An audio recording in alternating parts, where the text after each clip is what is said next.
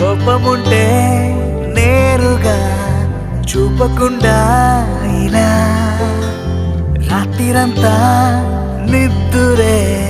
పాడు చేస్తే ఎలా నేరముంటే సూటిగా చెప్పకుండా ఇలా వెలుకుండా కలలతో